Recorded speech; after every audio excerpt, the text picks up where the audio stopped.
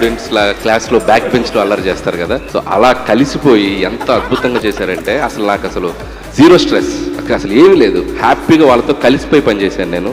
నేను క్లాప్స్ కొట్టేసి చప్పట్లు కొట్టేసి వీలైతే ఇద్దరిని హక్ చేసేసుకుని అండ్ షూటింగ్ స్పాట్లో వాళ్ళిద్దరితో కలిసి మేము ఒక 10 days పనిచేసాం చిరంజీవి గారు, వెంకటేష్ గారితో. నా కెరియర్లో, నా లైఫ్ టైంలో ఆ 10 days every moment, every second నేను ఎప్పటికీ మర్చిపోలేను.